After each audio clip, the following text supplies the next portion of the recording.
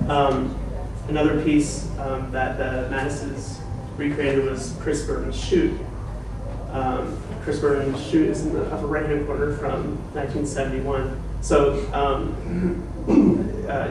yeah, he was actually shooting the arm, right? And I think, for me, something that's useful for me to differentiate performance art and theater is that in performance art, something is actually happening, right?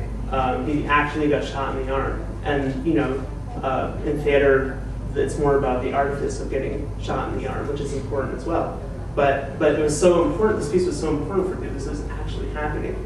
And then there's some screenshots of the Mattes, you know, recreating that piece in Second Life. So yeah, what is this like transference between the two worlds?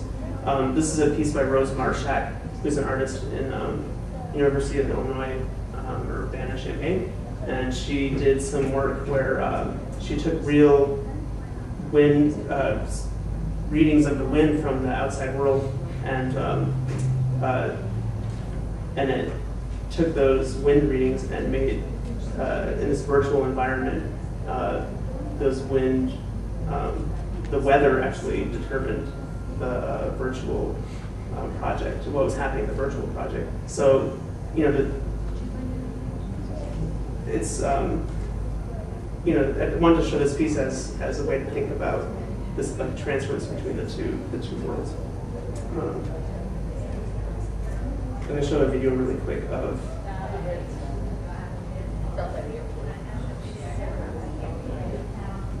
It's hard to know if this is actually playing at first.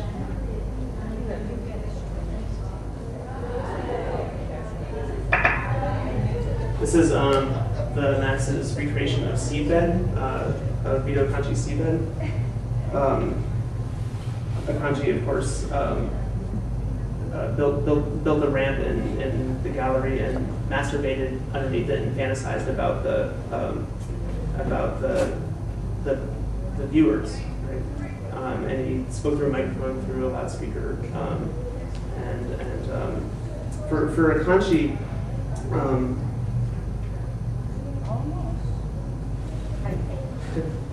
I wanted to leave the titles in here because it somehow, you know, became part of their documentation, which became important.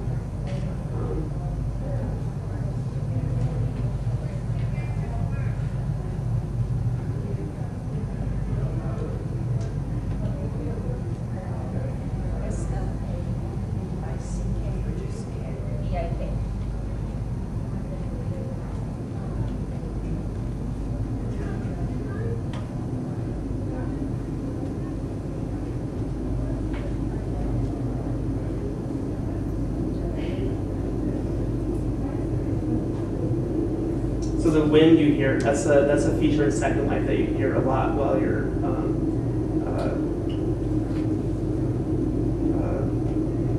navigating with your avatar through the Second Life world. And by putting it into the video, it sort of gives a, I don't know, in Second Life the wind adds some kind of like reality to the world.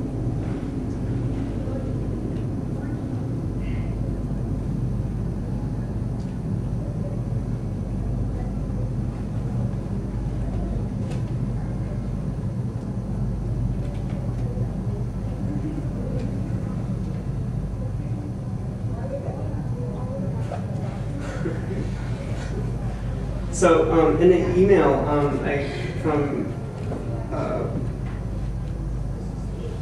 from Franco Mattes, he said that a lot of people took these performances really seriously in Second Life. I was asking him if there was a lot of chatting going on. That's something in Second Life you can do. You can chat to other people that are in the world with you, right? Like anybody. So at any time, there's 40,000 people in Second Life, and you can you know, chat with them with your avatar. So it's a lot like, so it's a real like community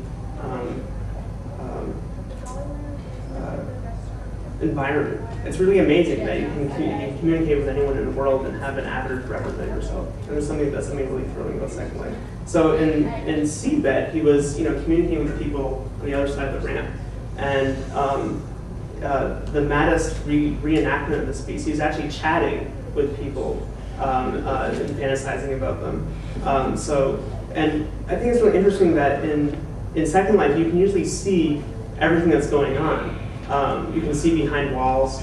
In Seedbed, you can't really do that. So it kind of like, in the Kanji's piece, he was sort of challenging the norm by not being able to see, you can't see him. But in Second Life, you know, you can actually, you know, it's the same thing. You can't see them, but usually you can. So,